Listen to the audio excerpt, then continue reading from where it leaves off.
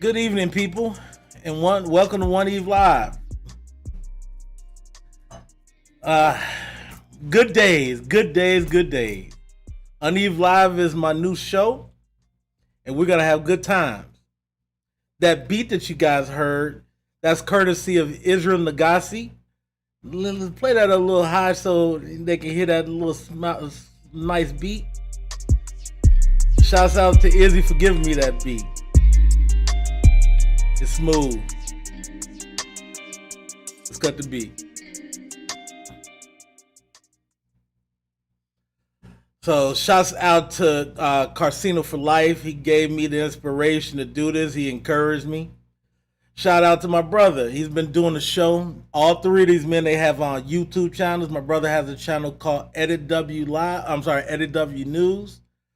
Like it, subscribe to it. Israel Nagasi. Like it, subscribe to it. Carcino for life. Like and subscribe to it. So let's go. Let's get unplugged. What do I mean by getting unplugged? People, we're in the matrix. And that just shows you we're in the matrix. Look at this religious hypocrisy. Look at that. It is just a hypocrisy. How can people talk about what we should do morally, in relationships, in every way, and those are the same people, the people that we listen to, that are actually immoral? Those are the ones that are doing the bad things. It is ridiculous. Let's talk about Megan Good's ex-husband really fast. How can he be a hypocrite? He wrote a book called The Weight. And I'll just read to you what it's about. The Weight is filled with candid, his and her accounts of the most important moments of their relationship and practical advice on how waiting for everything down to dating to sex can transform relationships, allowing you to find a deep connection based on patience, trust, and faith. How can that be more hypocritical?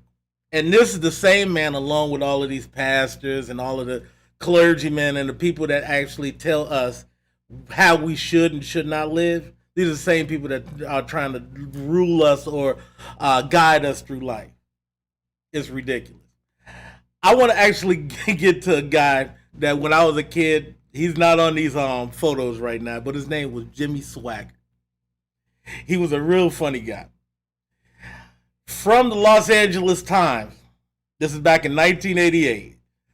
The title is Swagger Steps Down After Public Confession. And evangelist admits moral sin for leaving and leaves for an indefinite period. Jimmy Swagger says, praying to Jesus, I have sinned against thee, O Lord, and I ask that your precious blood would wash and cleanse me until it is in the seas of God's forgiveness, never to be remembered anymore. I can remember this when I was a kid. It was like, I have sinned against the Lord. The article reads again.